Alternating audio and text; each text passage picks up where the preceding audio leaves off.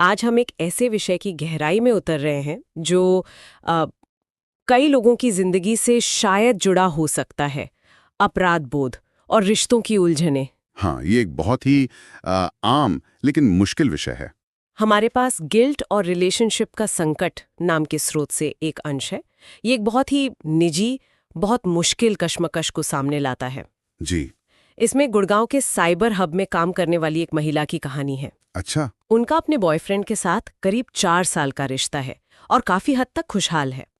हाँ, वो अलग अलग शहरों में रहते हैं, मतलब लॉन्ग डिस्टेंस रिलेशनशिप में है। अच्छा, लॉन्ग डिस्टेंस ये अपने आप में एक चुनौती होती है। हाँ, पर वो अक्सर मिलते रहते थे, तो रिश्ता मजबूत बना हुआ था। ठीक है। लेकिन पिछले महीने कहानी में एक मोड़ आया। ओके। मानेसर के पास एक रिजॉर्ट में उनकी कंपनी की तिमाही ऑफ साइट मीटिंग थी। Corporate of site. हाँ, माहौल थोड़ा अलग था, काम के दबाव से दूर, शायद थोड़ी ज्यादा शराब भी हो गई।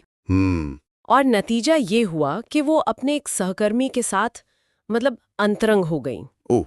यहाँ दिलचस्प बात यह है, और स्रोत भी शायद इसी पर जोर देता है, कि उनके मन में उस सहकर्मी के लिए कोई गहरी भावनाएं नहीं थीं। अच्छा, मतलब ये कोई अफेयर जैसा नहीं था? नहीं, बिल्कुल नहीं। ये बस एक पल की चूक थी, एक लापरवाही भरी रात जिसका कोई भावनात्मक आधार नहीं था। ये समझना जरूरी है। अब असली मुश्किल शुरू होती है। जब भी वो अपने बॉयफ्रेंड के साथ होती हैं, उन्हें एक तीव्र अपराध बोध महसूस होता है। हाँ, ये तो होगा ही। जैसे वो कोई धोखा दे रही हूं। ये एहसास उन्हें अंदर ही अंदर खाए जा रहा है। तो सवाल ये खड़ा होता है, क्या उन्हें सच बोल देना चाहिए, भले ही इससे रिश्ता जो 4 साल का है वो टूट जाए? या फिर इस भारी अपराध बोध के साथ हमेशा जीने का रास्ता चुनना चाहिए? बहुत मुश्किल चुनाव है। तो आज हम इसी पर थोड़ी गहराई से बात करना चाहते हैं। ये जो उलझन है, ये गिल्ट की भावना, और अब उनके सामने जो मुश्किल चॉइस है, उन्हें समझने की कोशिश करते हैं। सही बात। चलिए देखते हैं। तो पहले थोड़ा रिश्ते को समझें। 4 साल का रिश्ता लॉन्ग डिस्टेंस होने के बावजूद मिलते रहना, ये दिखाता है कि शायद जुड़ाव गहरा था। हाँ बिल्कुल। 4 साल एक लंबा वक्त होता है रिश्ते को बनाने में, वो भी दूरी के साथ। काफी एफर्ट लगता है इसमें। सही। फिर ये घटना होती है, ऑफिस ऑफ साइट, ज्यादा शराब और एक फैसला जिसका असर अब बहुत भारी लग रहा है। और दिलचस्प बात यह है, जैसा आपने कहा, कि वो जोर दे रही हैं कि इसमें भावनाएं नहीं थी। हाँ, तो ये गिल्ट कहाँ से आ रहा है इतना ज्यादा? क्या सिर्फ उस रात के एक्ट का है? ये एक अच्छा सवाल है।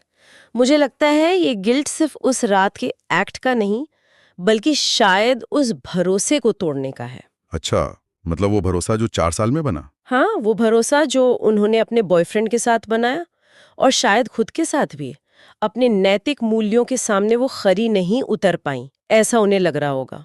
भले ही बॉयफ्रेंड को पता भी ना हो अभी। हाँ बिल्कुल, ये अंदरूनी लड़ाई है, और यहीं से वो मुश्किल सवाल आता है, अब क्या करें? सच बता दें, जिससे शायद रिश्ता ही खत्म हो जाए। एक रास्ता ये है, ईमानदारी का, पर हाँ, इसमें रिश्ता टूटने का पूरा खतरा है। और दूसरा रास्ता, चुप रहें। दूसरा रास्ता है चुप रहने का, और उस अपराध बोध के बोझ के साथ जीते रहने का। पर क्या ये चुप्पी वाकई काम करती है? मतलब रिश्ता बच भी गया तो क्या वो पहले जैसा रहेगा? मुश्किल है। ये गिल्ट, ये बोझ, ये एक अदृश्य दीवार की तरह काम कर सकता है। हो सकता है वो पहले जैसी सहज न रह पाएं, या अनजाने में ही दूरी बनाने लगें। हाँ, ये भी हो सकता है। वो अपराध बोध कहीं ना कहीं झलकेगा शायद। बिल्कुल। तो देखिए, दोनों रास्तों के अपने अपने परिणाम हैं। सच बोलने में ईमानदारी है, पर रिश्ता जाने का डर।